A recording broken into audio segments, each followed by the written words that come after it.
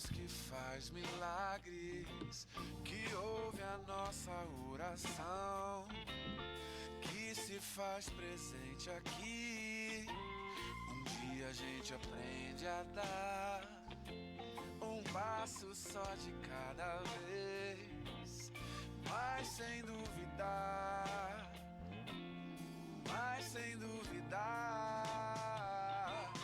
que Ele continua sendo bom, que Ele continua sendo Deus, que Ele continua sendo bom, que Ele continua sendo Deus. Oh, yeah, yeah.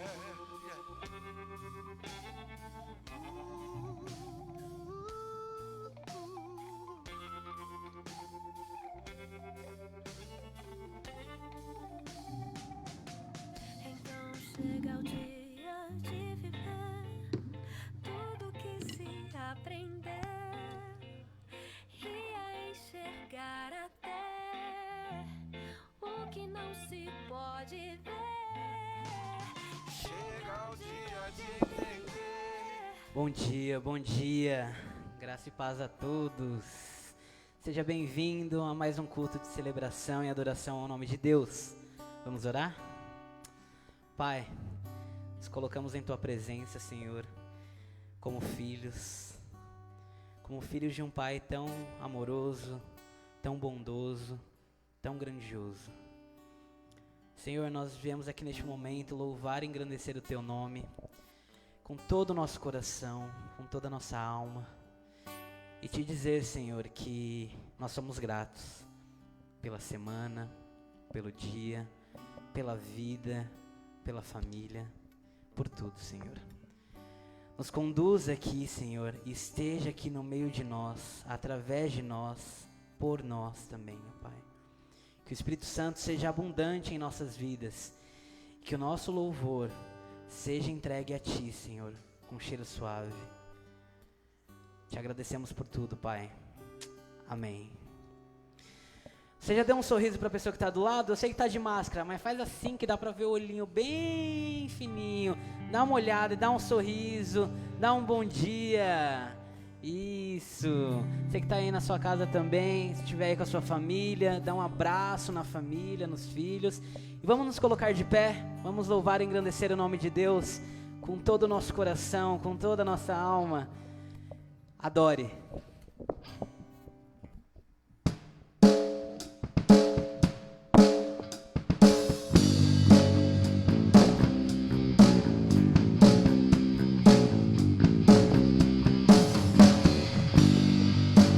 Renove as suas forças no Senhor nesta manhã.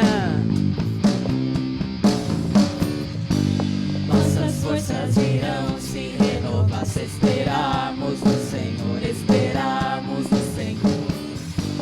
Nossas forças irão se renovar se esperarmos no Senhor, esperarmos no Senhor. Ó Deus, Tu és a força que traz a esperança, pois só Tu és o eterno Deus, Tu és o eterno Deus, que nunca irá deixar seus filhos. Tu és o nosso defensor, o Deus Consolador, nos ergue quando estamos fracos.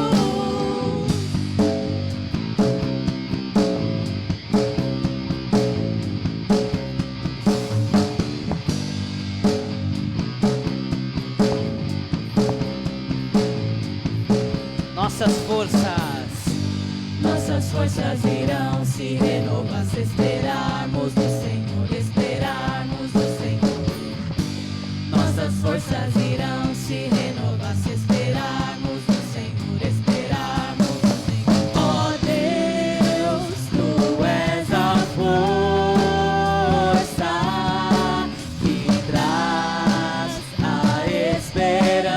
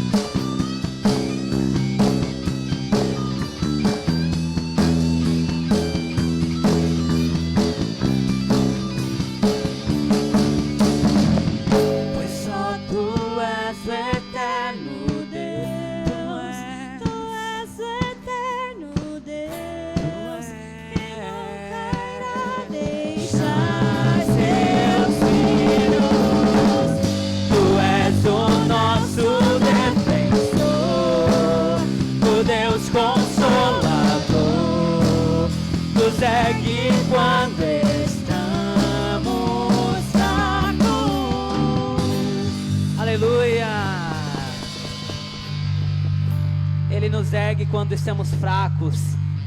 Porque a partir do momento que a gente se rende aos pés do Senhor, então para quem se rende aos pés do Senhor, Ele te ergue, Ele nos ergue. Então, neste momento, que você possa cantar de todo o seu coração, que você possa se render também no meio dos louvores e aqui neste culto, neste momento, amém? Cante com alegria.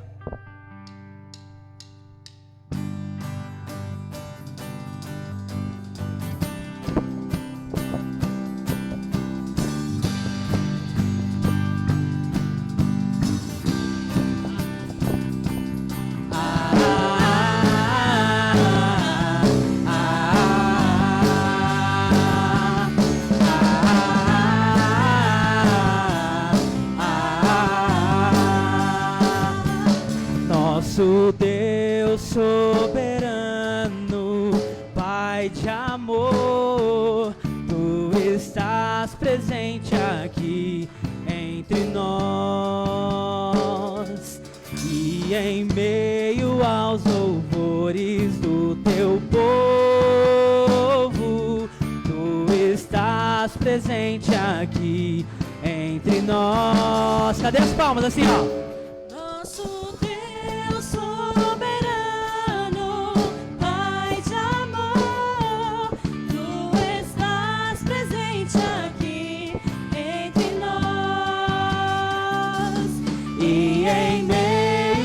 Louvores do Teu povo, Tu estás presente aqui entre nós. Pra quem se rende ao Teu amor, não há motivo pra temer. Cristo Jesus ressuscitou e restaurou nosso viver.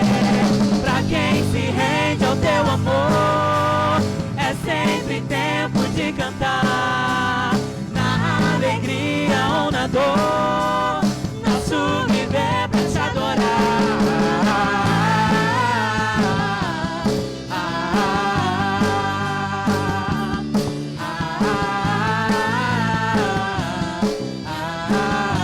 Nosso Deus soberano, nosso Deus soberano, Pai de amor, Ele está presente aqui, no meio de nós, ao seu lado, ao nosso lado. E em meio aos louvores do Teu povo, Tu estás presente aqui entre nós. Bem forte! Pra quem se rende ao Seu amor, não há motivo pra temer. Cristo Jesus ressuscitou e restaurou nosso viver. Pra quem se rende ao Teu amor, é sempre tempo de cantar, na alegria ou na dor, nosso viver pra te adorar.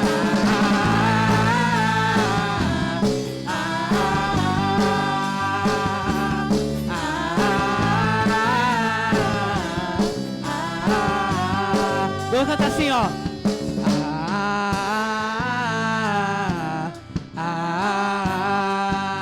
Mais uma vez.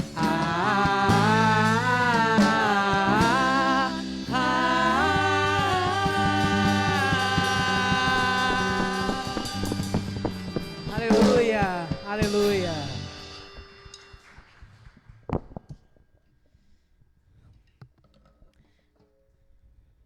Vou ler um versículo que fica lá em Salmos 139, 23. Diz assim: sonda-me, ó Deus, e conhece o meu coração. Prova-me e conhece os meus pensamentos. Em outras versões, ele continua falando: e vê se há em mim algum caminho mau, e guia-me pelo caminho eterno. Na minha interpretação desse versículo, é basicamente quando a gente está lá no nosso quarto à noite, que a gente vai orar e a gente está mal, né? Que às vezes o dia foi pesado, às vezes a gente está com algum luto, alguma perda, e aí a gente está triste pelo que nós fizemos também. E aí a gente está dizendo para Deus assim: Senhor, eu sei que Tu sabes de tudo. Senhor, eu sei que ao me levantar Você sabe o que eu fiz. Eu sei que ao eu ir trabalhar, ao eu falar com meu irmão, ao falar com alguém, Tu sabes o que eu estou falando, do que eu estou fazendo. Só que eu venho aqui nessa noite, neste dia, não importa o horário que seja, Te dizer: eu me rendo a Ti. E o porquê que é tão importante se render? Porque às vezes a gente pode ficar pensando, falando assim: ah, mas todo mundo faz isso. Ah, mas todo mundo faz aquilo. Mas a diferença está no momento em que você se rende ao Senhor.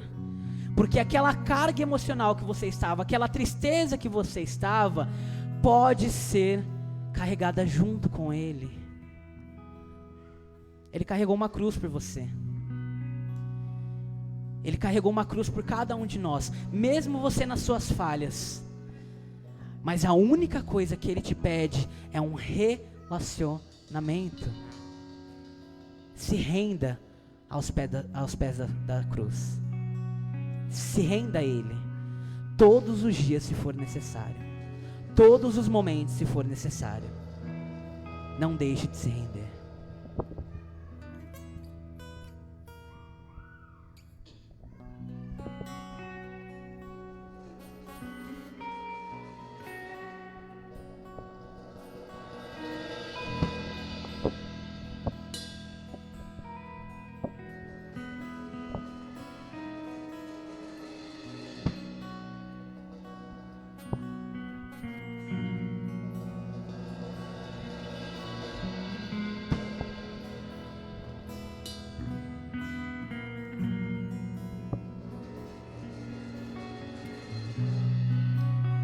A Ti eu vou clamar.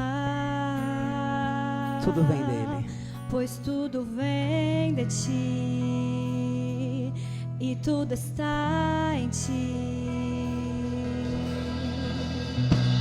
Por Ele, para Por Ele. Ti vou caminhar. Tu és a direção, o sol a me guiar. Tudo passa. Tudo pode passar. Tudo. Teu amor Esse nunca jamais me deixará. Sempre há de existir nova manhã preparado pra mim. Preparado para mim, para você.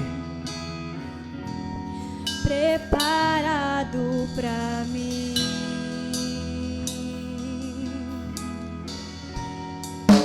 A Ti, Senhor,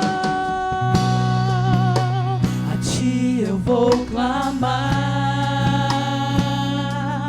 pois tudo vem de Ti e tudo está em Ti. Por Ti vou caminhar, Tu és a direção, o sol a me guiar. Tudo pode passar, Teu amor jamais me deixará. Me deixará. Sempre há de existir nova manhã preparado pra mim.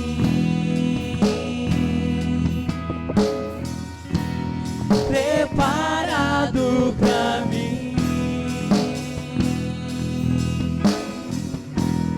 Preparado pra mim.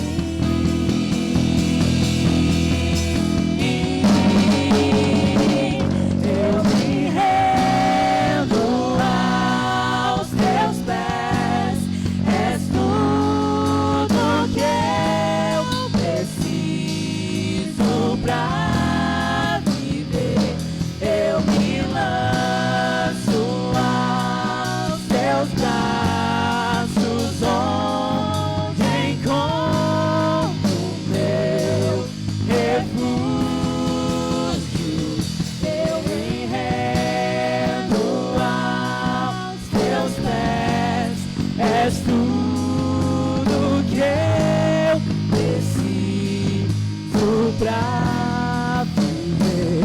Eu me lanço aos seus braços, onde encontro meu refúgio, Jesus.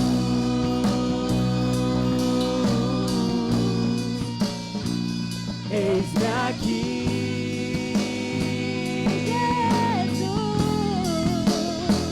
Jesus.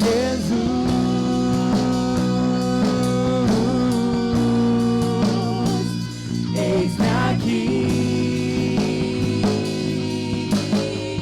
Declara assim, ó, eu me rendo. Eu me rendo Aos seus pés, és tudo que eu preciso. Fale pra Deus no seu íntimo e no seu coração. Fala, Senhor, eu vim aqui pra me render, Senhor. Eu vim aqui pra me entregar, Pai.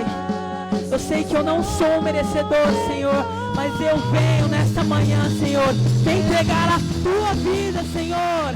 Eu me rendo aos teus pés, és tudo que eu preciso pra viver. Eu me lanço aos teus braços, onde encontro meu refúgio, Jesus.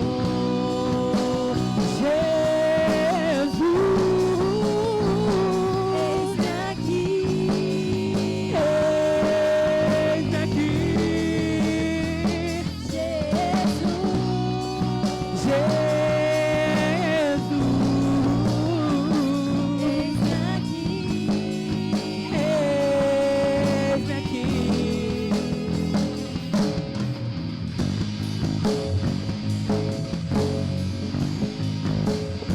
Aleluia, Senhor.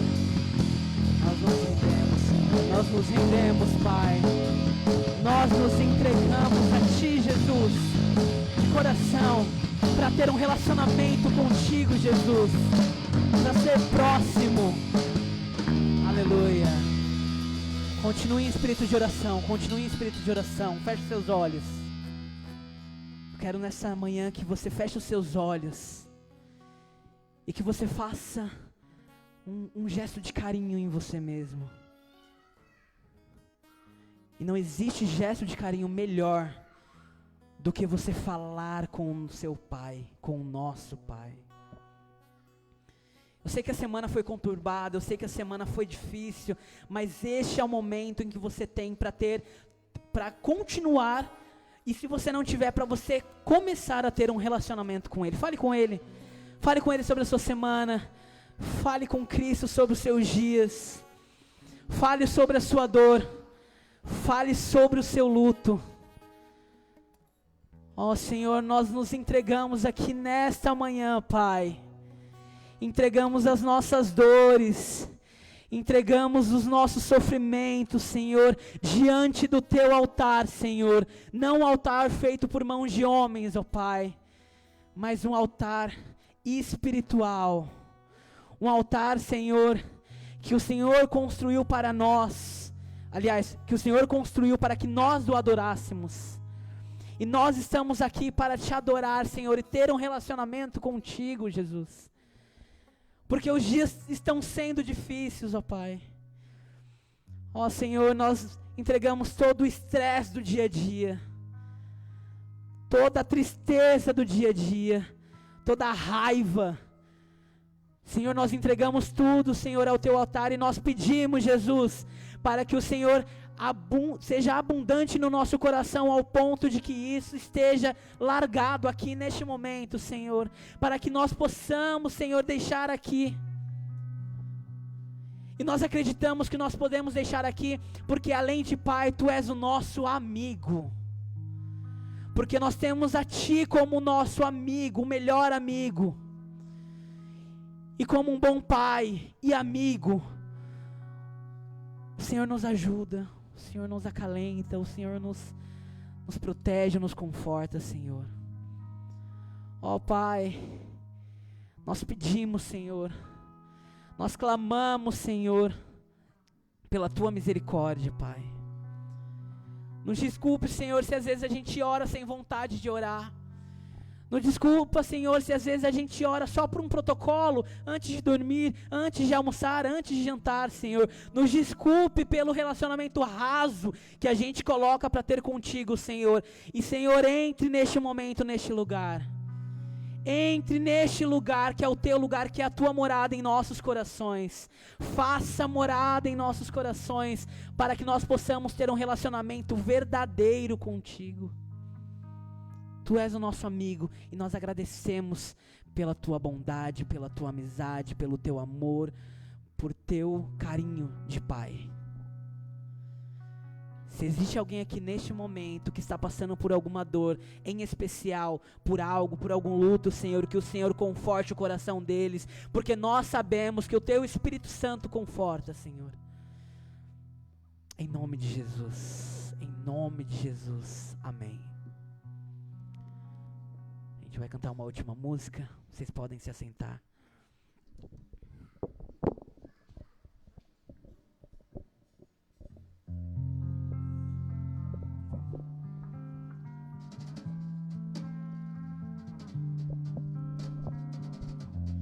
Preste atenção na letra dessa música. Toda vez que você se sentir sozinho, lembre dela. Em Jesus, amigo, temos mais chegado que um irmão. Ele manda que levemos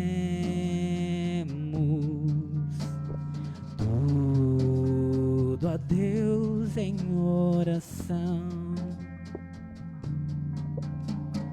Oh, que paz perdemos sempre. Oh, que dor no coração.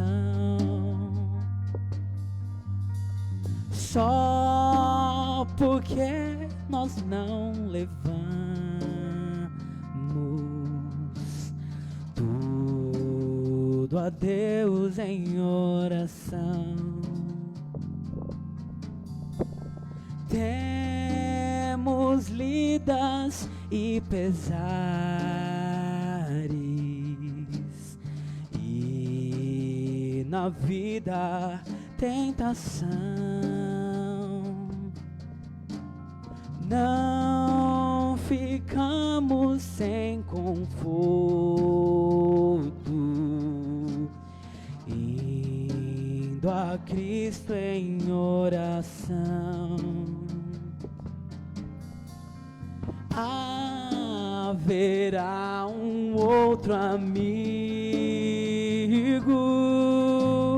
de tão grande compaixão. Os contritos Jesus Cristo sempre atende em oração. E se nós desfalecemos, cante, Cristo Ele estende a mão, pois é sempre a nossa força e refúgio em oração. Se este mundo nos despreza, Cristo é nosso em oração. Em seus braços nos acolhe e nos dá consolação. Aleluia, Pai. Aleluia. Louvado seja o nome do Senhor. Você pode aplaudir o nome do Senhor?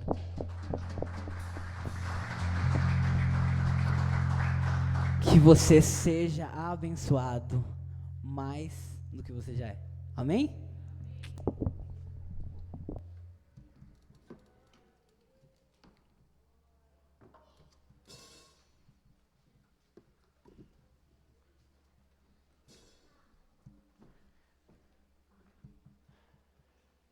Bom dia a todos. Graça e paz. Da parte de Deus e do nosso Senhor Jesus Cristo. Perceberam que houve uma mudança? Era muito difícil porque nós ficávamos divididos como povo, né? Então a hora que eu tinha que ficar olhando para um lado, outro para o outro e olha para a câmera. E agora eu consigo olhar para um só local. Então eu espero que você consiga se acomodar e esteja feliz com a nova configuração. Eu sei que a gente se acostuma algumas vezes, mas é muito importante sempre melhorar. Por falar em sempre melhorar, nós temos alguns avisos muito legais. Primeiro que nós retomamos a nossa oração das 15 horas, às terças-feiras. Não é um encontro de oração da terceira idade, mas a terceira idade está em peso. E agora que eles estão vacinados, então, eles estão tocando terror aí. Foi uma delícia. Nós estávamos planejando um encontro de 1 hora e meia, deu 5 horas da tarde, a gente já estava aqui com a vassoura empurrando eles. Vamos para casa, que ficava... Estou brincando, né? Mas foi uma delícia. Tocamos muitos hinos que há algum tempo nós não cantávamos e foi uma delícia. Então queria te convidar, e foi muito legal porque não veio só irmãos da terceira idade, mas eles estavam todos aqui e eles estavam precisando disso, foi muito legal. E aí nesse encontro surgiu também uma ideia de que no próximo dia 27, último domingo desse mês, à noite, ministrados pela irmã Valdeci, nós vamos ter uma celebração chamada a Celebração de Nossa História. E nós já temos um culto, um trio de cordas confirmado. Essa é aquela hora de você fazer, uhul, pode fazer, né? E nós vamos ser ministrados pela irmã Valdeci, e somente hinos. E a gente tem algumas surpresas especiais dentro desses hinos aí, que tem alguns que eu mesmo não canto há pelo menos uns 5 anos. Então queria convidar você a estar. Vamos também eu vou estar presente, mas nós vamos também ter um pregador especial nessa noite, que eu não vou divulgar ainda hoje, mas para deixar vocês com um gostinho de desejar vir. Mas nós não vamos ter o encontro da manhã, pastor? Nós vamos ter o encontro da manhã, normalmente. Mas o dia 27 vai ser um encontro só de hinos, tá bem? Então no dia 27 à noite. De manhã, nossa celebração, vou continuar a nossa série de mensagens normalmente. Por último, eu estou sentindo muito a falta da minha esposa aqui junto com a gente. E essa semana me perguntaram, pastor, está acontecendo alguma coisa com a Mayra? Faz um tempo que ela não está aqui, será que ela ainda está magoada com todos os processos que a gente viveu e tudo? E aí eu disse, não é isso. É porque antes nós tínhamos uma escada, e os meus filhos respeitavam as escadas, sabe? E os meus filhos não respeitam mais, porque aqui não tem escada. Então, às vezes eu estou ministrando aqui, o João sai correndo lá de onde ele me vê, e ele grita, papai, já chega, me gruda aqui, pode estar no momento de oração, pode ser o momento que for. E aí a gente tem sentido bastante dificuldade com isso. Então, assim, nós estamos com um planejamento de todas as crianças que conseguem ficar de máscaras. Nós vamos ter o primeiro momento no parquinho. Então, no momento do louvor, não tem tanto o problema do barulho do parquinho. E depois do louvor, nós já vamos ter um tempo separado em alguns lugares que nós estamos planejando. As crianças que puderem ficar de máscara vão poder ter um tempinho com o devido distanciamento para poder voltar a ouvir a história bíblica na sua própria linguagem e também para poder interagir umas com as outras, tá? A partir desse próximo domingo. E a Mayra está articulando tudo isso para nós, e ela, se você puder se voluntariar para ajudá-la, eu ia ficar muito feliz também, tá bom? Esse é um jeito da Mayra poder voltar a estar com a gente, sem que os meus filhos, principalmente o Joãozinho, toquem o terror na igreja. E tem uma fama de que os filhos de pastor são acelerados. E então eu estou levando a fama mesmo, porque os meus filhos, eles não são diferentes, não. Então orem por nós, viu? Orem por nós. Porque se o João puxar metade do que eu fui, a gente, quando chegar na adolescência, só a misericórdia de Jesus, tem que orar para Nossa Senhora dos Evangélicos, né? Vocês estão de máscara aí, eu nunca sei se vocês estão rindo de verdade, né? Então era piada, tá bom, irmãos? Continuamos na nossa série sobre religiosidade e espiritualidade emocionalmente saudáveis. Religiosidade e espiritualidade emocionalmente saudáveis. E hoje nós vamos falar sobre 10 sintomas de uma espiritualidade doentia.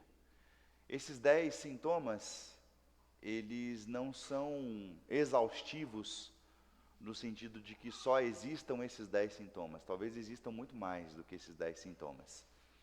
Esses 10 sintomas são os 10 sintomas pontuados pelo Peter Scazzero, no livro em que ele escreveu sobre espiritualidade emocionalmente saudável. E aí eu sugiro a vocês que quiserem comprar, adquirir o livro. Umas 2 pessoas me procuraram essa semana, aí elogiei, falei, olha, ovelha estudiosa. Você pode comprar o livro do Peter Scazzero, Espiritualidade Emocionalmente Saudável. Tá bem? Queria convidar você a abrir em Gênesis, no capítulo 1, versículo 26 e 27. Vai ser o texto base para a nossa reflexão dessa manhã. Eu não sei se eu dei bom dia também para quem está em casa. Bom dia a todos e todos que estão em casa, reunidos. Que Deus te abençoe. Pegue a sua Bíblia aí também. Tenha o seu tempo especial de devoção. Também queria pedir que você compartilhe a live nesse momento.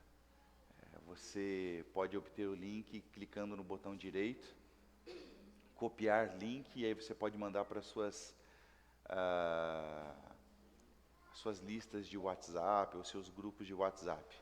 Ou você pode ir no botão direito, embaixo da transmissão, compartilhar na sua timeline do Facebook, tá bem? Outro recado importante, já ia me esquecendo, é que a partir do mês que vem, todas as nossas transmissões vão para as redes oficiais da igreja. Então a gente começa uma transição, e eu estou pedindo para você nos seguir lá no YouTube, você nos seguir lá no Facebook, Inova Batista, e para que você possa ter acesso, para que a gente não perca em visualizações quando a gente fizer essa transição.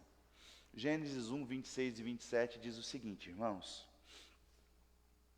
Então disse Deus, façamos o homem à nossa imagem, conforme a nossa semelhança.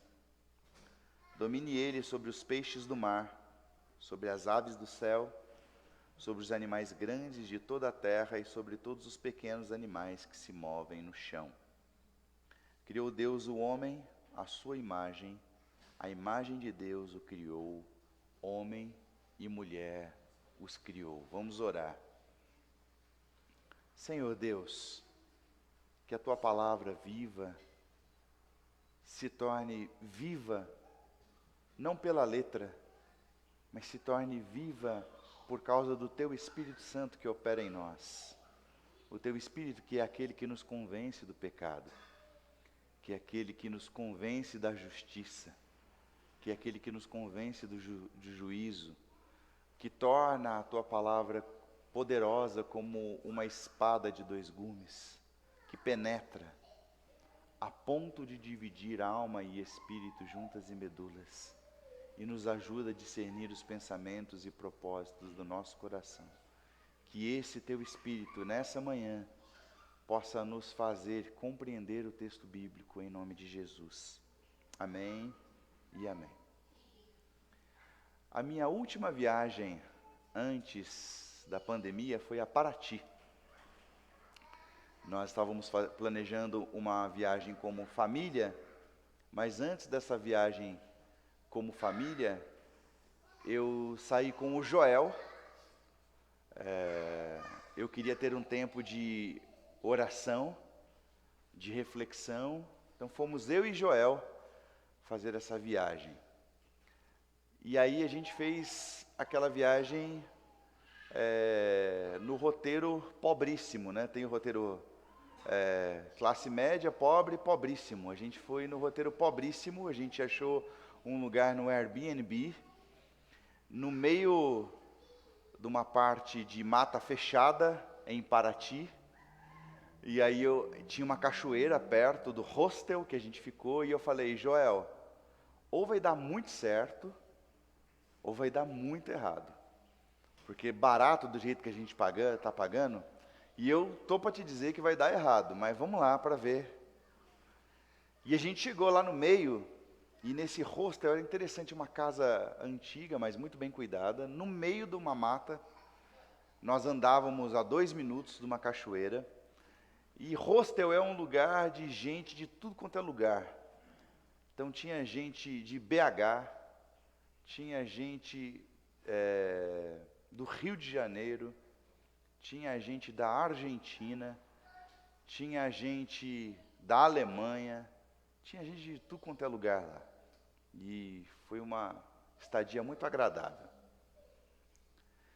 Só que houve 2 momentos que dividiram essa viagem.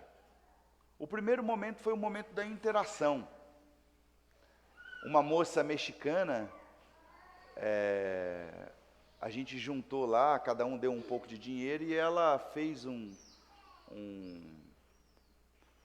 jantar típico mexicano. Foi uma coisa extraordinária, todo mundo numa comunhão.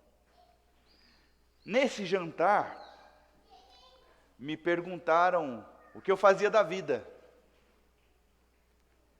E foi uma das primeiras vezes na vida que eu fiquei constrangido, e confesso aqui, abrindo o coração para vocês, envergonhado de dizer que eu sou pastor. Mas eu não fiquei constrangido ou envergonhado de dizer que eu sou pastor por causa da Bíblia ou por causa do Evangelho de Jesus. Não foi por causa disso. Eu fiquei constrangido e envergonhado de dizer que eu sou pastor por causa da experiência que algumas daquelas pessoas puderam dividir a respeito dos seus relacionamentos com pessoas evangélicas e seus relacionamentos com pastores. Fiquei muito triste, muito pensativo a respeito.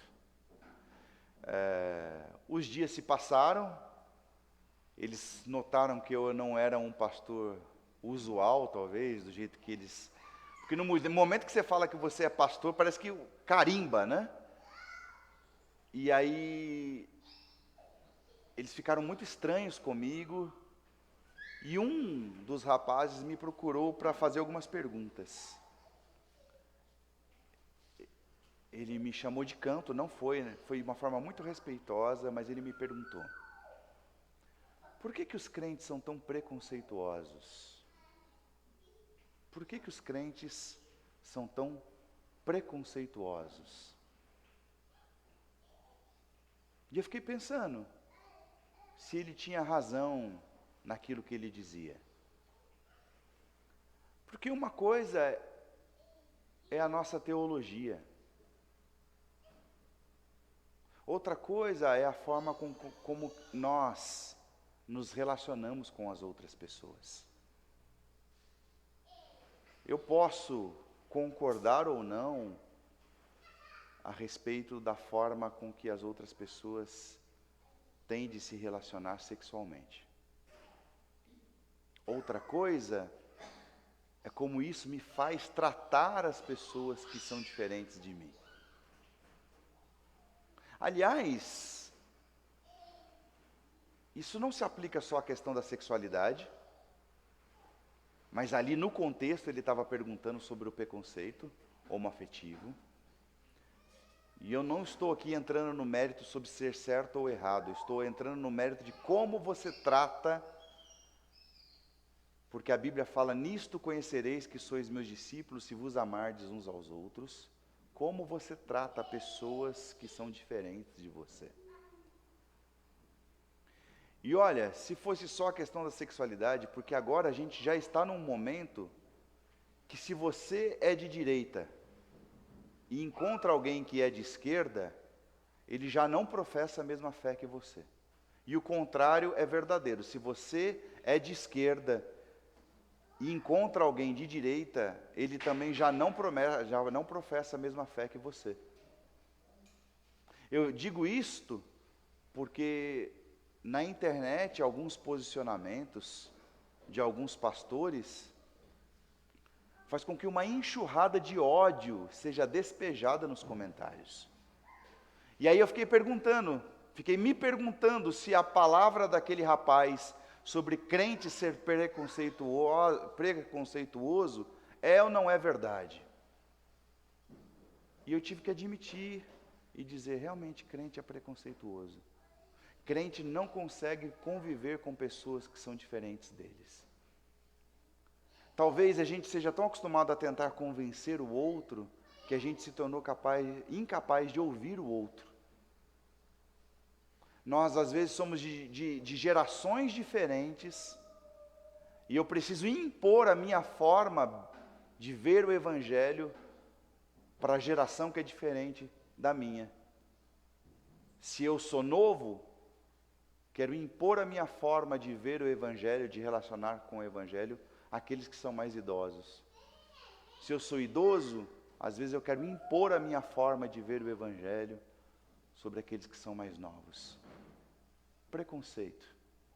E olha que eu nem cheguei no preconceito estrutural a respeito da questão dos negros, que sim são tratados diferentemente no nosso país, de uma forma estrutural. E ele me perguntou, por que crentes são tão ignorantes? Fiquei pensando se ele tinha razão, de que os crentes são ignorantes. Porque nós já fomos muito mais estudiosos do que nós somos hoje. Nós que somos uma igreja batista, nós somos conhecidos historicamente como o povo da Bíblia. E nós éramos muito estudiosos para com a Bíblia. E porque você é um estudioso da Bíblia, você consegue fazer com que a Bíblia dialogue com todas as outras ciências. Porque você não tem medo. Se você é alguém que domina a Bíblia, você consegue fazer com que a Bíblia dialogue com a sociologia. Você consegue fazer com que a Bíblia dialogue com a biologia. Você consegue fazer com que a Bíblia dialogue com a psicologia. A Bíblia pode dialogar com todas as ciências. Mas se você não é um estudioso da Bíblia, o que acaba acontecendo é que você escolhe um pastor para chamar de seu na internet, e tudo que ele fala se torna verdade. E tem algumas pessoas que são verdadeiras veneradores de pastores na internet. E ele perguntou, por que crentes são tão inconvenientes? Essas são as três. Ele me perguntou mais outras coisas. Por que crentes são tão inconvenientes? Inconveniente é aquela pessoa que fala quando não foi chamado a falar, que aponta o dedo, que interroga. Às vezes o ambiente é uma festa de fim de ano da empresa, e não é o ambiente para você apontar o dedo para alguém, mas aí você se torna inconveniente. E algumas vezes justifica na sua fé a sua inconveniência. E aqui eu tenho uma teoria, tá? Que uma parte do nosso problema é que nós confundimos religião com espiritualidade. Nós confundimos religião com espiritualidade. E eu te pergunto, Jesus veio para criar uma religião? Jesus veio para criar uma religião ou uma nova religião? Outro dia fizeram uma pergunta interessante. Jesus era cristão? E aqui, quando as palavras de Jesus ganham estrutura rígida, ganham formas dogmáticas, ganham estrutura física, principalmente no que diz respeito a uma igreja, porque nós entendemos, e a pandemia, se tem algo que ela nos ensinou de muito importante, é de que nós somos igreja e nós não vamos à igreja. Então, todas as vezes que as estruturas se tornam mais importantes do que as pessoas, nós estamos vivendo uma religião e não uma espiritualidade. Então, se o crente é preconceituoso, ignorante e inconveniente, provavelmente seja porque esse crente, que ele esteja se referindo, seja muito mais um religioso, um dogmático e um frequentador de igreja do que alguém que foi transformado pela graça do Evangelho de Jesus. Porque quem foi transformado pela graça do Evangelho de Jesus não é preconceituoso, é amoroso, não é ignorante, é estudioso, ele ama as Escrituras e não é inconveniente, porque é movido pelo Espírito de Deus, e o Espírito de Deus não é inconveniente. Segundo, porque nós estamos confundindo a integralidade das pessoas com o evangelho que salva almas. Por quê? Porque nós somos seres integrais. De alma, sim. Mas de corpo, também. E de emoções, também. E de psique, também. E sociais, também. Só que em nome do fortalecimento da estrutura religiosa, nós segmentamos o evangelho e nós vamos vivendo para salvar almas. Por quê? Porque o desejo de muitas igrejas e de muitos pastores é o seguinte: que a pessoa levante a mão, aceite a Jesus, se torne membro de uma igreja, esse é o objetivo final, e se torne dizimista para continuar a fortalecer uma estrutura religiosa. Então, desde que a pessoa frequente a igreja, seja parte do rol de membros e ajude a financiar a estrutura religiosa, se a pessoa vem com o coração ferido, se a pessoa sofreu abusos, se a pessoa vem com maus hábitos, se a pessoa tem vícios, isso não é mais importante para a igreja, pelo menos para a igreja dessas pessoas, preconceituosas, ignorantes, inconvenientes, isso não é mais importante, porque o importante é a estrutura.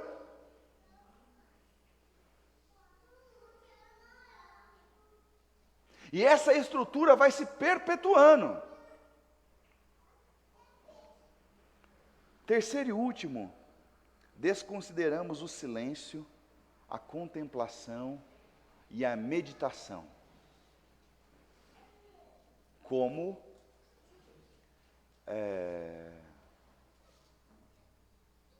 ferramentas importantes no nosso crescimento espiritual, que desde o primeiro século são utilizados pelos nossos irmãos. Desconsideramos o silêncio, a contemplação e a meditação. Nós vamos vivendo a nossa vida do jeito que dá, nós vamos respondendo às demandas do jeito que dá, demandas do trabalho, demandas da escola, os nossos sonhos, os nossos projetos pessoais. Eu tenho uma casa, mas ela já é pequena, eu preciso já aumentar a casa. Eu tenho um apartamento, mas eu quero ter um outro apartamento para alugar. Eu tenho um carro, mas eu preciso de 2 carros. E aí isso gera uma estrutura, e essa estrutura gera demandas. Então eu preciso responder à estrutura. E aí o meu cristianismo se torna um cristianismo religioso. E aí nesse ponto é que esse livro tem mexido comigo. Porque a ideia é desconstruir aquilo que está na superfície e a gente ir para a profundidade. A você que está em casa, a ideia é desconstruir a falsa aparência cristã, para que a gente possa ir no cerne do nosso coração. 10 sintomas, tá bem? Isso era só a introdução. Mas os 10 sintomas eu vou ser mais rápido, tá bem? Se você vai anotar, você pode pegar então o seu bloco de notas, pensar sobre esses 10 sintomas. Se não, você pode revisitar essa transmissão durante a semana, estudar. Porque do mesmo jeito que fez bem para o meu coração, vai fazer bem para o seu coração. E eu digo mais, eu não estou falando aqui com muita sinceridade em meu coração, como alguém que está acima disso tudo. Eu não estou falando aqui como se eu já estivesse liberto disso tudo. Então, vocês são pessoas fracas espiritualmente, mas o pastor Rogério é muito forte, é um bonzão e ele está acima disso tudo. Não estou falando isso. Eu estou falando de que nós estamos querendo buscar um caminho de espiritualidade sadia, romper com a religião e viver o evangelho de Jesus. Jesus não veio formar uma religião, ele veio nos levar pelo caminho que é ele mesmo, o caminho do evangelho. Eu sou o caminho, a verdade e a vida. Jesus não era cristão religioso, ele lutava contra os religiosos do seu tempo. 10, preparado aí? Primeiro, usar Deus para fugir de Deus. Usar Deus para fugir de Deus. Referência textual que eu quero dar para você é Lucas capítulo 10, lá no versículo 41. Marta, Marta, tu te preocupas e andas agitada por muitas coisas, porém uma coisa só é necessária. Maria escolheu a melhor parte, e essa não lhe será tirada. O que é o ativismo religioso? O ativismo religioso não está na quantidade de coisas que você faz. O ativismo religioso está na motivação pela qual, se a motivação é feminina, né? Pela qual você faz o que você faz. Em geral, quem se enche de tarefas religiosas, ela faz para satisfazer a ele mesmo. Faz para ser visto pelas outras pessoas. Tem um problema crônico em igreja. O problema é o seguinte: eu pego essa cadeira aqui e eu digo, eu vou dar um nome fictício, tá? Porque senão... João, é o seguinte, essa cadeira, ela é muito importante na nossa estrutura. Você pode cuidar dela para mim? Aí, você pede para as pessoas sentarem e tomar cuidado para que ela não quebre? Você pode mover ela segundo a necessidade da igreja? Tudo bem. Aí o João, ser fictício, eu acabei de dar o nome do meu filho, João, ele começa com um espírito de coração, vou fazer isso. Só que daqui a pouco, o João se acostuma tanto em olhar essa cadeira, que ele começa a se empoderar da cadeira, e ele começa a achar que a cadeira é dele, e que ninguém mais pode mexer na cadeira dele, se ninguém perguntar para ele. Mas eu tinha falado para o João que essa cadeira serviria à comunidade, mas essa cadeira, a partir daquele momento, só pode ser usada do jeito que o João quiser. Daqui a pouco o João já colocou um cadeado na cadeira, porque quando ele não vier na igreja, ninguém pode mais sentar na cadeira. É assim com ministérios, é assim com departamentos, é assim. Fala a verdade, a gente está aqui entre irmãos, e muitos de vocês não é a primeira comunidade que frequentam. Comunidade porque eu estou fugindo dessa coisa da instituição. Comunidade, irmandade. Quantos já viram isso acontecer? Levanta a mão bem alto. Seria melhor perguntar se alguém não viu, né? Acontecer. Você que está em casa, levanta a mão aí. Porque Jesus está vendo, tá? Estou brincando, piadinha, né? É assim que acontece, é assim que é, porque a motivação que levou o João a começar a cuidar da cadeira deixou de ser Deus e começou a ser ele mesmo. O ativismo religioso também está relacionado à oração, que só supre a minha própria vontade. Então eu vou orar para que Deus faça a vontade dele, desde que a vontade dele seja a minha vontade. Isso é ativismo religioso. Então eu oro, eu declaro porque vai acontecer. Porque eu sou cabeça e não sou cauda. Declare! Essas pessoas podem até ser ferventes em oração, mas o coração está muito distante de Deus. Ativismo religioso também não acontece só dentro desse ambiente. É quando alguém tem uma atitude cristã para ser visto por outras pessoas. Atitudes cristãs para ser visto pelas outras pessoas. Por exemplo, eu não acho de verdade, com o meu coração, não estou me desfazendo de outros pastores, mas eu não acho que pastor é um título. Tá bom? Para mim, pastor é uma vocação dada pelo Espírito. E na minha experiência pastoral, inclusive, pastorear é um dom, porque exige duas coisas. Primeiro, amor pelas pessoas, e segundo, capacidade de absorver sofrimento. Porque muitas vezes você dá e você não tem o retorno. Mas tem pastor que acha que é título isso.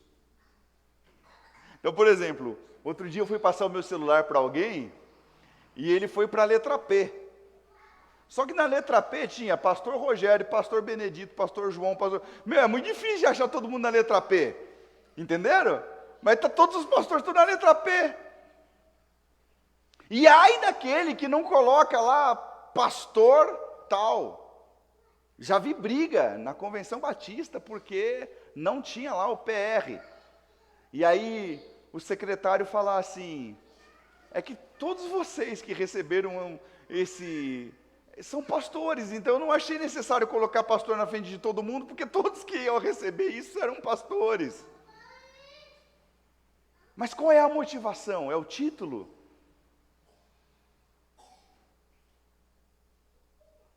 Estou cutucando os pastores, mas você pode ter atitudes cristãs a fim de ser visto pelas outras pessoas. Principalmente numa atitude religiosa, para mim ativismo religioso é quando a gente usa o Evangelho, ou princípios do Evangelho para julgar alguém, para desvalorizar alguém. Então, o que eu estou querendo dizer é que esse ativismo religioso está relacionado com o coração. Porque no fundo, o que Deus espera de nós é que a gente o sirva com alegria.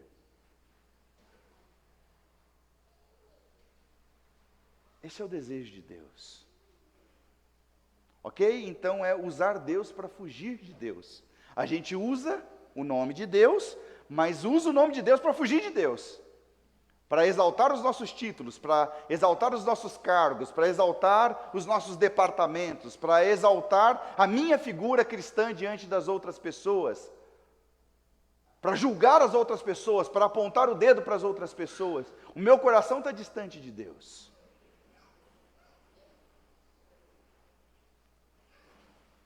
Dois,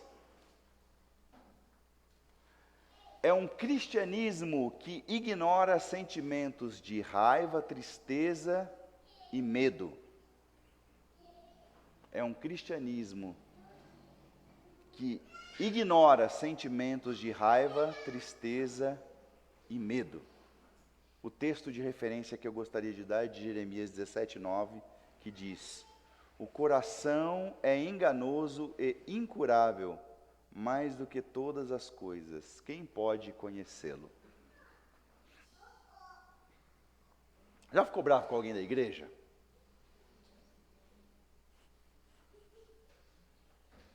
Se você é de igreja, você já ficou bravo com alguém de igreja. Mas a gente abafa o sentimento. O que é abafar?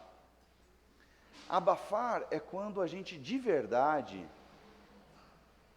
não aceita o sentimento que estamos tendo pela outra pessoa. Eu não estou falando sobre reação. Eu estou falando sobre ser sincero com seus próprios sentimentos. Eu estou muito, mas muito bravo com o irmão fulano de tal. Ou eu tenho medo. Não sei lidar com os meus medos. Tem situações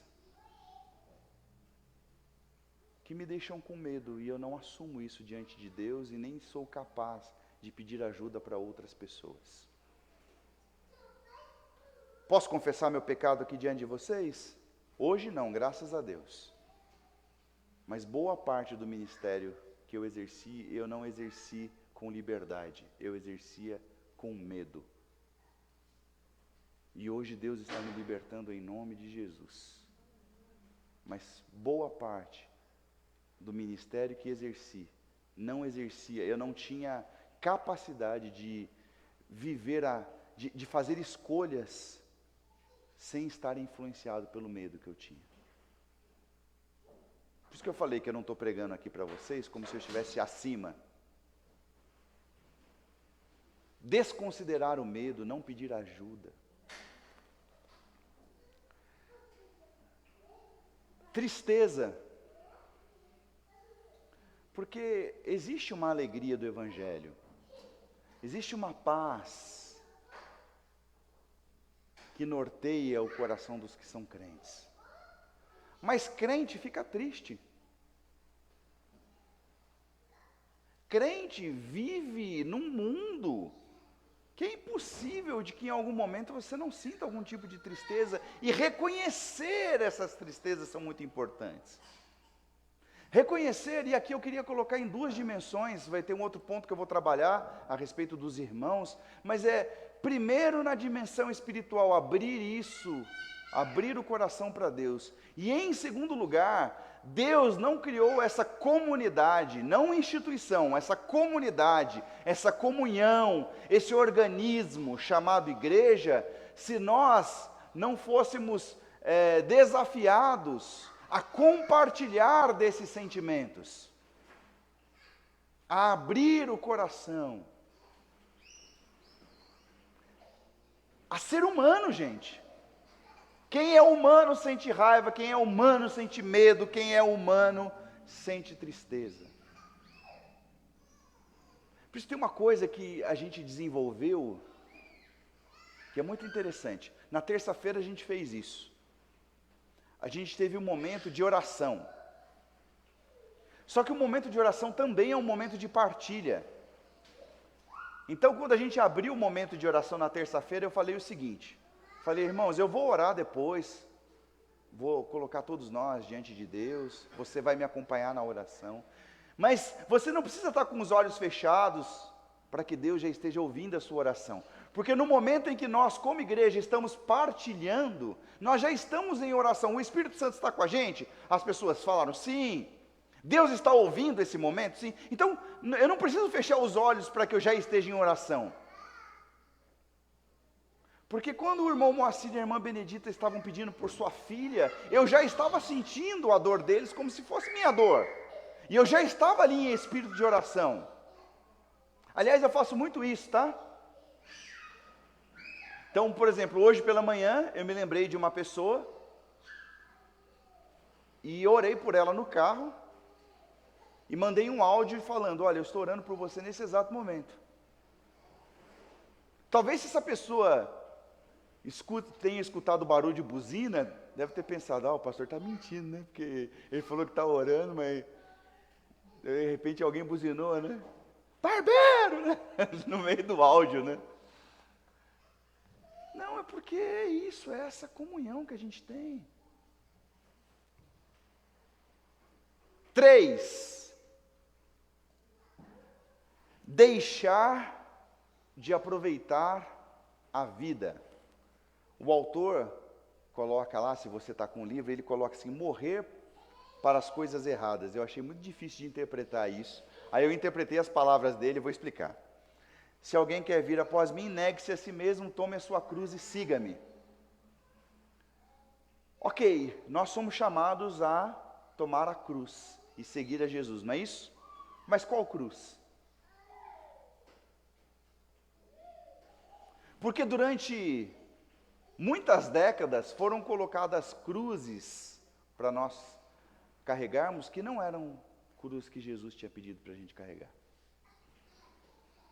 Por exemplo, a história de uma família que estava na praia e a mulher estava de roupa de banho, mas se sentindo culpada diante de Deus por estar lá na praia com roupa de banho. Está aproveitando a praia? Não está. Pessoa joga futebol, mas foi criada de uma forma tão rígida, foi criada num tempo em que crente não jogava futebol, ou não jogava futebol de domingo, que ele joga futebol, mas a consciência está pesada. Não consegue usufruir do futebol. Ainda hoje existem igrejas que trabalham a questão do domingo de forma legalista, exatamente como eram os fariseus. Então, eu estou lá com o João e com a Maria na sua casa. E a sua casa tem piscina. Estou profetizando. Receba! Receba! E você me convidou para ir almoçar na sua casa no domingo. Você acredita que ainda hoje, século 21, tem gente que não entraria na piscina porque é domingo e domingo é dedicado ao Senhor? Aí, lembra da introdução do sermão? Crentes são ignorantes, crentes são preconceituosos, crentes são reacionários. Meu Deus, talvez ele tenha algum motivo. Quantos pesos a gente carrega na nossa vida? Tal filme não pode. Eu me lembro de um amigo muito querido, ele fez seminário Palavra da Vida. Ixi, não devia ter falado o nome, já falei. Isso vai ficar gravado. Eu estou acostumado no tempo que não era gravado, né? E no tempo que ele fez seminário, os seminaristas passavam, durante todo aquele tempo, proibidos de ir ao cinema e proibidos de assistir filmes. Porque, segundo eles, era um momento de dedicar-se ao estudo e à obra de Deus. Mas sabe o que eles tinham de mais interessante? É que o seminarista saía um ET. Porque tinha tantas coisas que ele não podia fazer que ele não conseguia dialogar com o mundo na saída. Ele voltava para fazer ministério no final de semana na igreja, porque ele estudava durante a semana, mas no final de semana ele tinha que fazer estágio na igreja. E estava todo mundo conversando de um assunto que ele não sabia. Que loucura é essa? Quantos pesos vão colocando sobre nós em nome de Jesus, mas que Jesus nunca pediu? Eu sou do tempo que o pastor falava assim, não leia esse livro. E eu digo para você, leia esse livro. Leia. Leia e discuta e procure ajuda se você não compreendeu. Não tem livro santo ou profano, leia o livro. Desde quando o conhecimento traz algum tipo de prejuízo para alguém? Leia. E vai perguntar para o seu pastor. No caso aqui sou eu mesmo, aí eu estou jogando contra o patrimônio, que daqui a pouco vem umas perguntas difíceis aí. Mas, gente, não, proibir alguém de ler um livro, me parece aquele tempo da Inquisição, sabe? Dançar.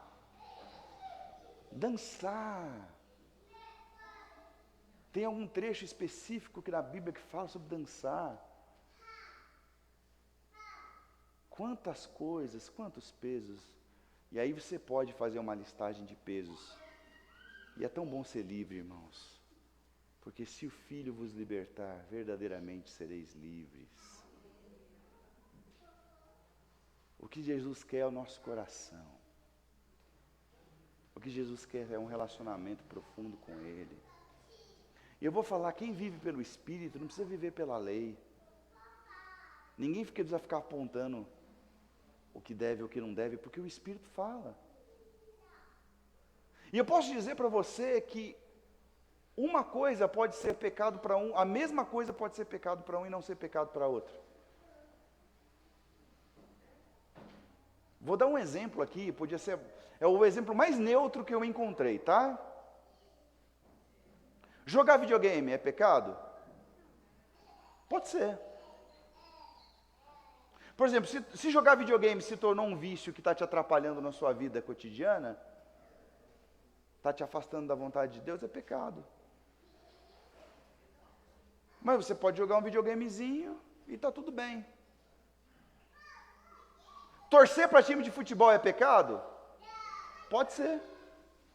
Se você torce para o Corinthians, eu não ia perder a piada, né, irmão? A bola veio quicando, né? Né, Natan? Isso aí, né? Cara, se você gosta de apreciar um bom jogo, torcer, mas se isso estraga a sua semana, se isso te deixa doente, é pecado. Se isso te atrapalha, inclusive, dos trabalhos da igreja, porque jogo é tudo domingo. Então, precisa pensar. Agora, quem é que vai falar para você se é ou não é pecado? É o pastor que tem que te falar? Se você tem o Espírito Santo, se você tem as Escrituras, você consegue chegar a algumas conclusões. Eu tenho muito medo do Google, sabe? Ele fica escutando a gente aqui e ele abre umas páginas assim, nada a ver, né? Fico com medo do Google, cara. Qualquer hora o Google vai responder, né? Você está errado. Show, Satanás, está amarrado. Espírito do Google. Quarta evidência, negar a influência do passado sobre o presente. Isso acontece muito, irmãos. Em verdade vos digo, que se não vos converterdes e não se tornardes como crianças, jamais vereis o reino de Deus. Mateus 18, 3. Criança não nasce com trauma. Criança não nasce com culpa. E quando a gente se permite ser como criança, a gente vai zerando as coisas que a gente tem no passado. Então a gente revisita o passado para ser tratado. Comunidades sadias fazem isso.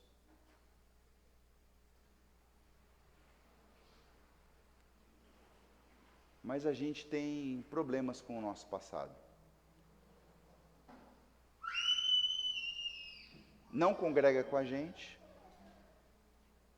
mas conheci uma irmã que perto dos 21, 22 anos fez um aborto. E aos 50 anos de idade não conseguia se libertar da culpa pelo aborto feito. O pastor é a favor do aborto. Não estou entrando nesse mérito aqui. Minha discussão não é política, até porque o Evangelho de Jesus está acima de qualquer ideologia. E eu tenho visto pessoas instrumentalizarem o Evangelho para defender as suas ideologias, tanto de direita quanto de esquerda. Bom, isso posto, você acha que Jesus já não tinha perdoado essa mulher depois de tantos anos? Essa mulher já estava perdoada, mas ela não conseguia se perdoar. Não conseguia. Tem pessoas que tiveram problemas com os pais e abafam. Não conseguem, porque a Bíblia fala sobre honrar pai e mãe. Sim, a gente deve honrar os pais e as mães, só que os pais e as mães são imperfeitos. Eu serei um pai imperfeito para o João e para Maria. Eu terei feito coisas erradas para com eles. E eu espero que eles, quando chegarem à fase adulta, à maturidade, que eles possam reconhecer as coisas boas, mas também as coisas ruins. E se eles precisarem me perdoar, que eles, ao assumir as coisas ruins que fizeram, consigam me perdoar. Mas perdoar não é fingir que não foi feito. Perdoar não é colocar o pai numa redoma como se ele não tivesse feito algo de ruim. Todos os pais em algum momento fizeram coisas ruins para com seus filhos. E isso precisa ser tratado. E você não vai estar desonrando o seu pai assumindo que ele fez coisas erradas. Esse é o caminho de inclusive perdoá-los de fato. Porque tem gente que diz que perdoou os pais, mas o coração está cheio de amargura. Negar a influência do passado. E se você fez coisas erradas antes de se converter, e tem coisas mal resolvidas, é importante você voltar no passado e resolver. É importante sim, desde que isso não prejudique outras pessoas. De repente, a pessoa que você fez coisa errada, hoje está casada, aí você vai lá falar alguma coisa, vai destruir o casamento da pessoa. Não é isso que eu estou falando. Mas o passado tem influência sobre a nossa vida hoje, sim. Mas o Senhor Jesus veio e levou sobre si as nossas culpas, as nossas enfermidades. Ele veio para nos libertar. Lance essas coisas para Jesus, para você viver livre, em nome de Jesus. 5. Preciso acelerar, porque senão a gente vai até meio-dia, eu vou estar aqui ainda. É fazer a distinção entre santo ou profano. E aqui eu gosto do texto de Romanos, capítulo 12, que diz: rogo-vos, irmãos, pelas misericórdias de Deus, que se apresentem por sacrifício vivo, santo e agradável a Deus, que é o vosso culto racional. E não se amoldem ou não se deixem conformar com este mundo, mas transformem-se pela renovação da vossa mente, para experimentar a boa, agradável e perfeita vontade de Deus. Para um cristão não existe santo ou profano, tá bom? Vou repetir. Para um cristão não existe santo ou profano. Por quê? Porque para o cristão tudo é santo. nessa distinção de santo ou profano, alimentamos o sistema religioso de que no domingo, nesse momento que nos encontramos, por isso nós substituímos a nomenclatura de culto por celebração, mas não é errado você falar que aqui é um culto. O problema é você achar que aqui é um culto e lá na sua casa não é.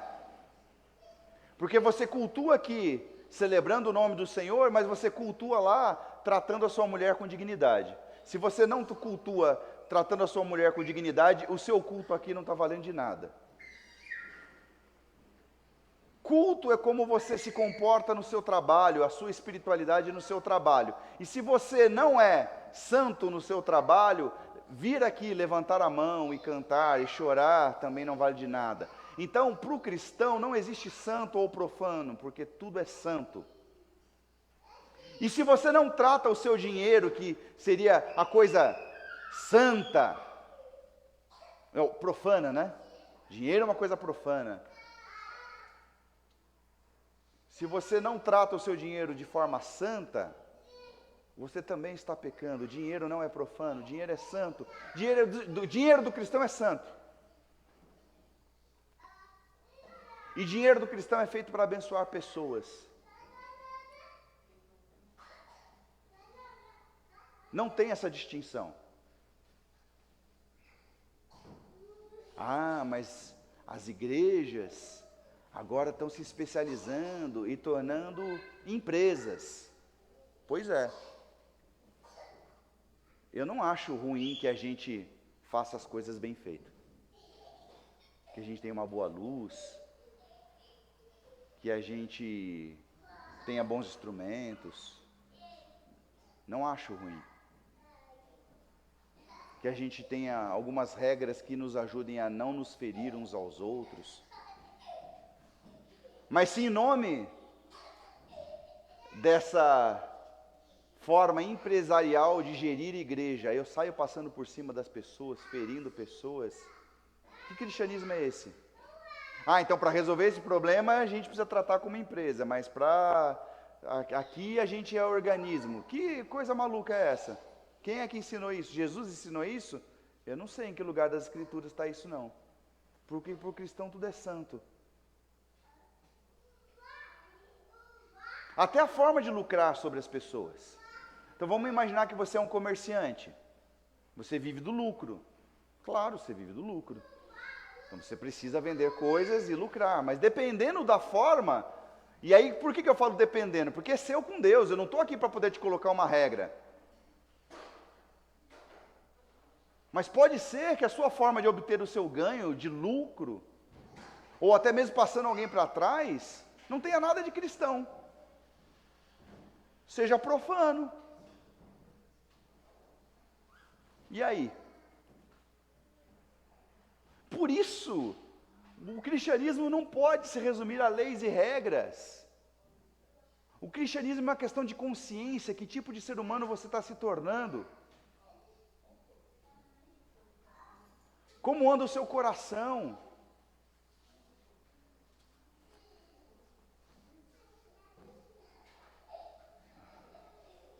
Ah, uma observação importante. Eu anotei aqui. Futebol é santo, tá? Futebol é santo. Por que eu estou falando isso? Não sei se aqui a gente tem. Mas tem crente que vai jogar bola, ele, até a oração inicial, ele é cordeiro. Na hora que o juiz apita, do pescoço para baixo é canela, futebol é coisa para homem, e Deus me livre. Eu me lembro de uma época, lá em São José dos Campos, o vereador Hélio Nishimoto, gosto do Hélio Nishimoto, ele é um cara crente de verdade. Nem sei se ele ainda é vereador, o que ele está fazendo, se ele é deputado. Estou falando aqui, mas não estou fazendo propaganda política, porque faz muitos anos que eu nem sei dele. Mas ele inventou a Olimpíada Evangélica. Vergonha na cidade. Eram as Olimpíadas Evangélicas. Era um quebra-pau só, Olimpíadas Evangélicas. Era melhor ser Olimpíada sem ser evangélica, porque era uma vergonha. Só uma observação rápida. Vamos para o próximo ponto. Fazer para Deus ao invés de estar com Deus. Quando ouviram a voz do Senhor, Deus, que andava no jardim pela viração do dia, esconderam-se da presença do Senhor Deus, o homem e sua mulher, por entre as árvores no jardim. Cristianismo é espiritualidade, irmãos. Não é religião. Não é estrutura. Se eu fosse resumir em uma palavra o que é o Evangelho de Jesus, eu chamaria relacionamento. Relacionamento entre duas pessoas que se amam, relacionamento entre pai e filho. Porque tudo que foi feito na cruz foi feito para que aquele relacionamento rompido no jardim fosse reatado. Não é isso que é o Evangelho? Tudo que foi feito foi para que o relacionamento que foi desfeito no jardim fosse reatado. Tem uma música do Baruch tão bonita que fala sobre isso. Quero voltar ao jardim da inocência. Deus passeava pelo jardim no fim da tarde. Quando foi a última vez que você pegou um banquinho, sentou para ver um pôr do sol e disse: Deus, obrigado? Ou você que madruga, sentou para ver o nascer do sol e disse: Senhor, obrigado. Ou contemplou em algum lugar que você estava. Sei que a sua família tem mania de ir lá para uns lugares de mata, não sei o quê, né? Umas casas alugadas lá, enfim. E ouviu o canto dos pássaros e disse: Senhor, obrigado. Fez como Davi, escreveu poesia para Deus. Os céus declaram as obras de Deus e o firmamento as obras de suas mãos. Sem palavras nem sons. Cara, que poesia. Eu queria ter escrito isso, eu acho isso lindo. Davi, que foi um cara que errou, que foi um cara que adulterou, que foi um cara que não pôde construir o templo, porque as suas mãos estavam cheias de sangue, mas tinha uma capacidade de se arrepender, que era fora do comum, e tinha um desejo de relacionamento com Deus. Os salmos mais bonitos de Davi está relacionado com relacionamento com Deus. Está sendo perseguido por Saul, Salmo 142. Com a minha voz clamo ao Senhor, com a minha voz ao Senhor suplico. Está lá com dificuldade, se lembra de que ele era pastor que cuidava das ovelhas e falou: o Senhor é meu pastor. E eu não preciso me preocupar, não vou ter falta de nada, porque Ele quem me conduz a águas tranquilas, Ele refrigera a minha alma, e mesmo que eu ande por um vale de sombra de morte. Aí ele peca, vai lá para o Salmo 51 e diz: contra ti somente pequei e fiz o que era mal. Não me jogue, não me lances fora da tua presença. Esse era Davi. Não era religioso. Pecou. Perdão, abriu o coração, rasgava o coração. Então, fazer para Deus ao invés de estar com Deus. 7. Espiritualizar conflitos. Mateus 16:33. Eu lhes digo essas coisas para que vocês tenham paz em mim. Neste mundo tereis aflições, contudo tenham bom ânimo, eu venci o mundo. E se eu venci, vocês podem vencer também. Espiritualizar um conflito é um jeito de fugir da realidade. Fugir das nossas responsabilidades.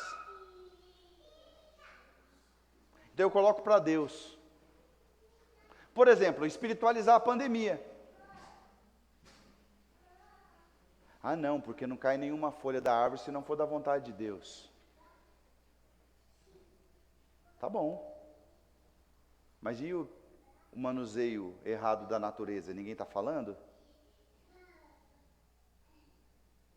E a sua irresponsabilidade de andar sem máscara por aí, passando Covid para todo mundo? Ninguém está falando? E a sua irresponsabilidade de não tomar vacina? Saiba que tem muitos crentes que não tomam vacina porque... É engraçado, tomam vacina para gripe, mas não tomam vacina para... Ah, faça-me favor. Aí eu espiritualizo. Não, porque Deus vai me curar.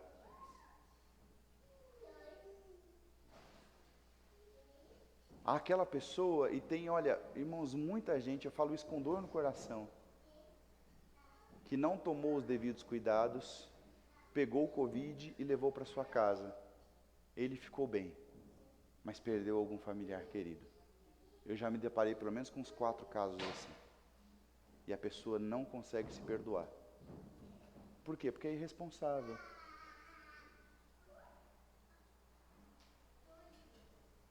Mas aí eu espiritualizo. Não, era da vontade de Deus que a pessoa morresse. O mundo já tem aflições o suficientes. A gente pode fazer a nossa parte como filhos de Deus. Eu estou orando por um emprego, mas não mando currículo, né? Esse é boa, né? Não, Deus, me dá um emprego. Deus, eu moro lá na Rames Rashid Sleiman. Era mais fácil você também fazer sua parte, né? 8. Encobrir as fragilidades, fraquezas ou fracassos. Confessai os vossos pecados uns aos outros e orai uns pelos outros para serdes curados. A súplica de um justo pode muito em sua atuação. Tiago 5,16. Encobrir fragilidades, fraquezas ou fracassos. Aqui eu faço a minha meia-culpa de novo, a respeito dos pastores. Porque nos últimos 5 anos, muitos pastores têm atentado contra as próprias vidas. E eu, como pastor, posso dizer que o grande problema é de que a gente acha que é super-herói, vai além dos limites e não tem coragem de pedir ajuda e nem de pedir socorro.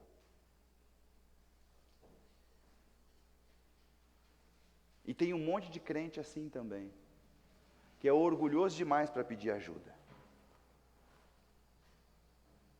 Então, eu encubro as minhas fragilidades, porque eu tenho medo de falar para as pessoas de que eu sou frágil, de que eu tenho demandas. Isso eu aprendi com o Celebrando. E vocês nem imaginam, algumas pessoas olham para mim com admiração e falam: nossa, pastor, o senhor abre coisas da sua vida, isso é louvável. Mas quando eu abro coisas da minha vida, eu não estou fazendo isso para que vocês me vejam com bons olhos. Eu abro coisas da minha vida porque é libertador poder virar para vocês e falar que eu luto contra a depressão.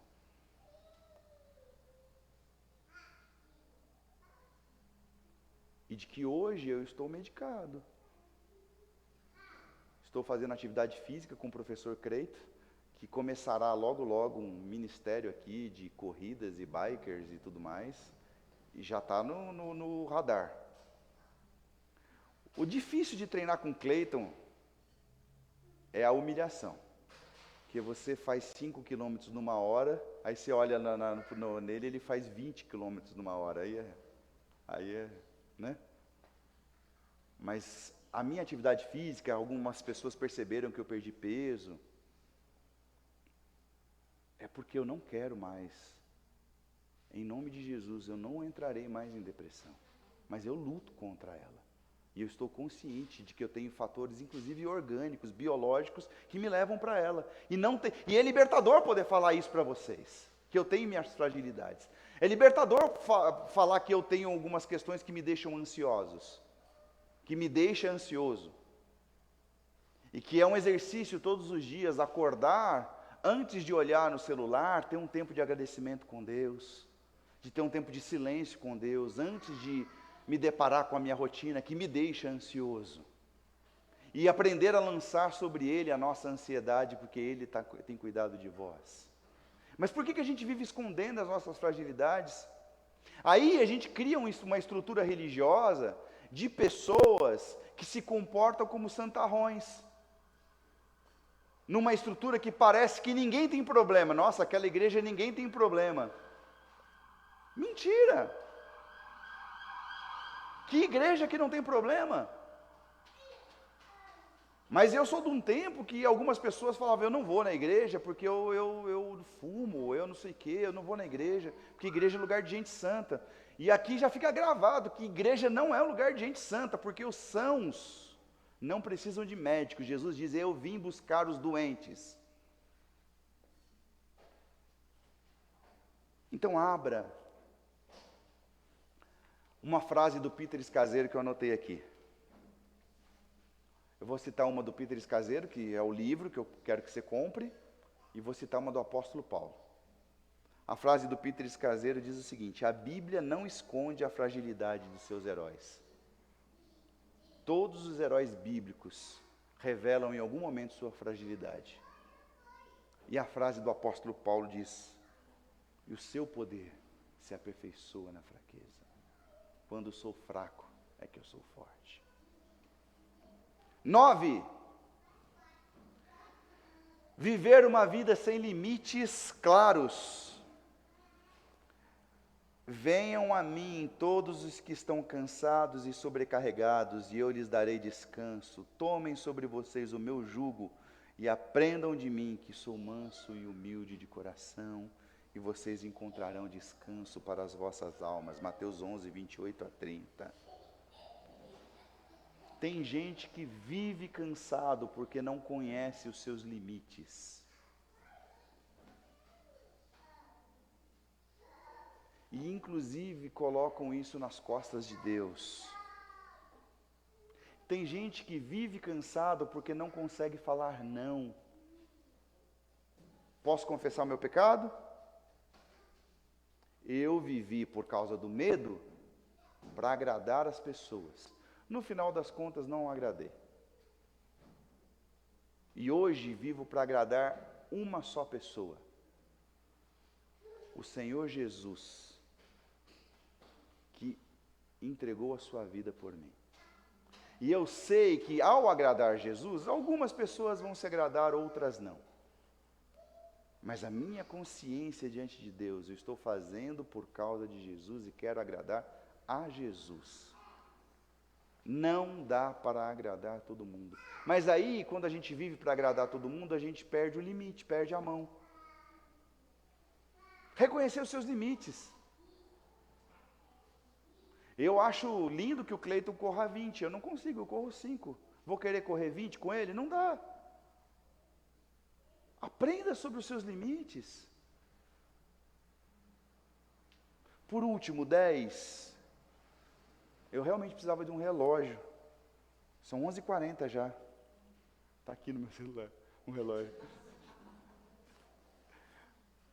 Julgar a jornada espiritual de outras pessoas. Nisto conhecereis que sois meus discípulos, se vos amardes uns aos outros. Freud diz que quando Pedro fala de Paulo, sabe-se muito mais de Pedro do que de Paulo. Cada um de nós tem suas limitações. Todos nós temos as nossas limitações. A Bíblia fala: quem é você para tirar a trave do olho do seu irmão? Tire primeiro a trave que está no seu próprio olho. Aliás, a Bíblia nem fala da trave do olho do irmão, a Bíblia fala do cisco do olho do seu irmão e a trave no seu, né? Então, tira primeiro a trave do seu, então você vai enxergar bem. Não julguem para que não sejam julgados.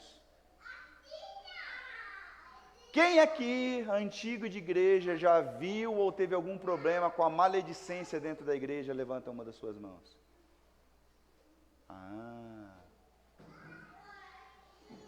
Porque a gente julga a jornada espiritual dos nossos irmãos.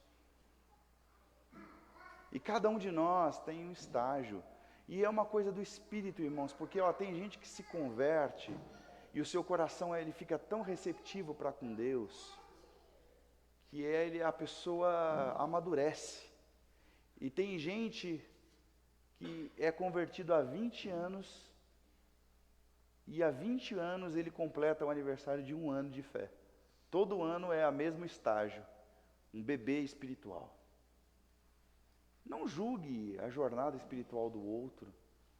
Olhe para si.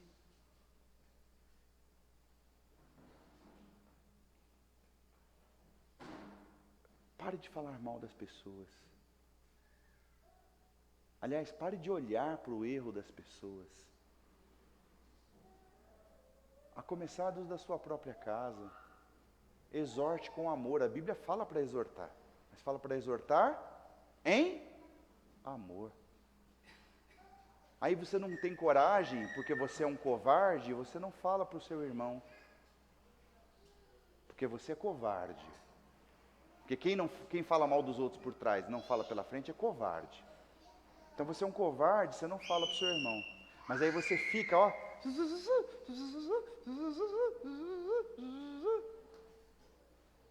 Então não fale, abra a boca para abençoar, porque isso contamina.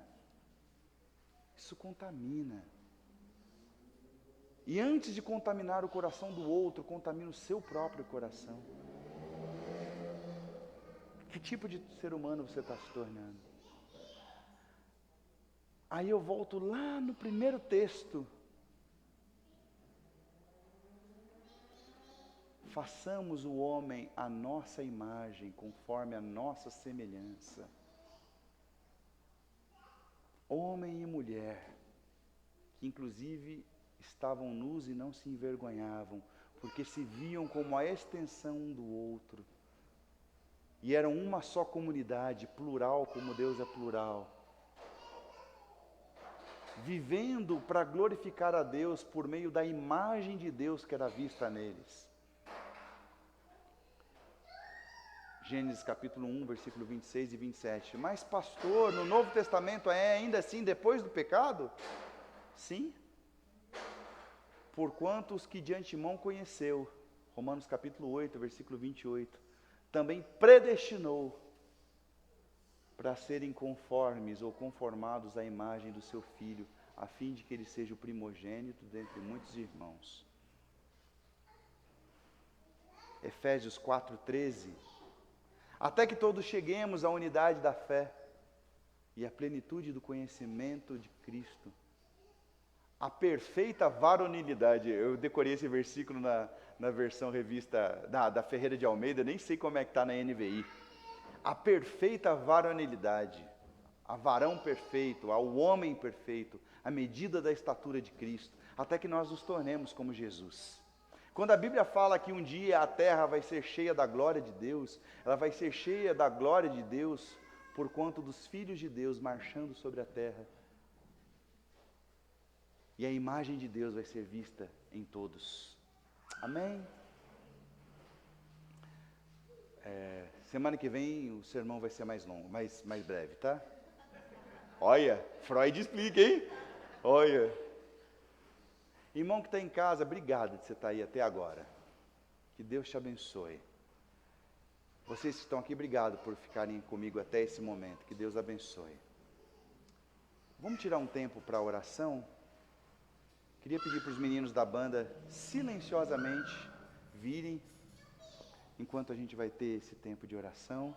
Eu vou colocando a minha mascarinha aqui. Você pode fechar os seus olhos no seu lugar.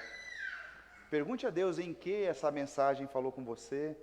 Queria pedir mais, deu o maior trabalho para preparar, então assista durante a semana lá no Facebook, ficou gravado, anote, faça anotações, compre o livro. Espiritualidades emocionalmente saudável, do Peter Escaseiro.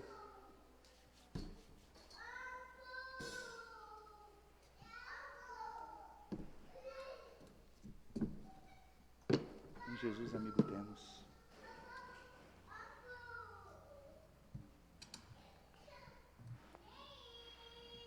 Senhor,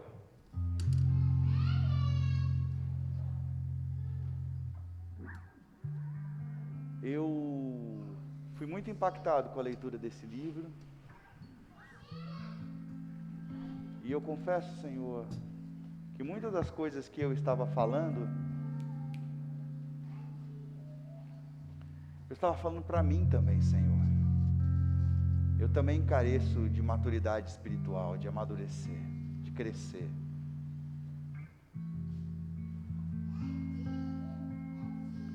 Tem tantas áreas na minha vida que eu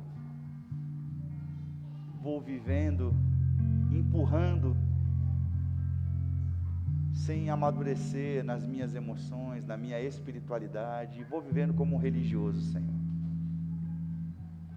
Ajude a mim e aos meus irmãos a ultrapassarem a barreira da religiosidade e vivermos um relacionamento contigo, Senhor. Nos abençoa, Pai, nessa manhã. Ó Deus, se tem algo para ser curado aqui, ou nesses irmãos que estão assistindo na transmissão nesse momento, não porque eu tenha poder algum, mas porque a igreja reunida, 2 ou 3 reunidos em Teu nome, a Sua autoridade se faz presente. Peço por cura, Senhor, que a gente possa viver espiritualidade emocionalmente saudável. Que o Senhor te abençoe e te guarde, meu irmão querido, faça resplandecer o seu rosto sobre ti e tenha misericórdia de ti. Que o Senhor sobre ti levante o seu rosto e te dê a paz.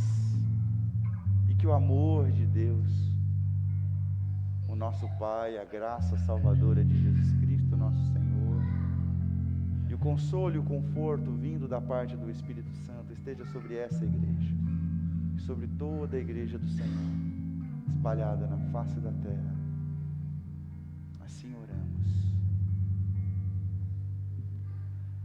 Em Jesus, amigo, temos. Esse é o desejo de Deus desde o princípio. Vamos ficar de pé? Mais chegado que um irmão. Meninas, podem vir cantar também. Ele manda que levemos tudo a Deus em oração. Oh, que paz perdemos sempre. Oh, que dor no coração. Só porque nós não levamos tudo a Deus em oração. Temos vidas e pesares, e na vida a tentação. Não ficamos sem conforto, indo a Cristo em oração. Haverá um outro amigo de tão grande compaixão. Os contritos Espírito Jesus Cristo sempre atende em oração. E se nós desfalecemos, Cristo estende-nos a mão, pois é sempre a nossa força e refúgio em oração. Se este mundo nos despreza, Cristo é nosso em oração. Em seus braços nos acolhe e nos dá consolação. Alguns hinos não deviam morrer nunca, né? Que hino bonito. Isso. Chegou, Roberto? Chegou não? Chegou, agora chegou. Disse que alguns hinos deviam estar sempre no nosso repertório. Que hino lindo. Bom domingo para você. Que Deus te abençoe. Algumas recomendações. Se você for fazer a sua oferta e o irmão estiver no gasofilácio, dê distância. Não grude. A gente até nesse tempo está dando preferência por ofertas feitas de forma digital, para ter menos contato com o dinheiro. Você pode fazer então a sua oferta. Mas se você quiser entregar no gasofilácio, está ali. Mas dê distanciamento. Olha aí para o seu lado, dê um abraço fraterno, que é para você não ser tentado a abraçar os irmãos, tá? Eu sei que dá muita vontade da gente abraçar, mas não abraça. Respeite o distanciamento social. Próximo domingo então temos culto de manhã e de noite, tá bom? De noite vai ser com um trio de cordas e com a Valdeci, vai ser a coisa mais linda do mundo. E de manhã nós continuamos a série espiritualidade, na verdade religiosidade e espiritualidade emocionalmente saudável. Vá em paz, que Deus te abençoe, bom domingo. Vamos nesse espírito, eu gostei dessa música aí. Vai lá da primeira estrofe de novo, a gente sai cantando. Beijo do gordo. Gente da transmissão, um beijo, que Deus abençoe, bom domingo, bom frango com macarrão. Em Jesus amigo temos, mais chegado que um irmão. Ele manda que levemos tudo a Deus em oração. Oh, que paz perdemos sempre, oh, que dor no coração, só porque nós não levamos tudo a Deus em oração.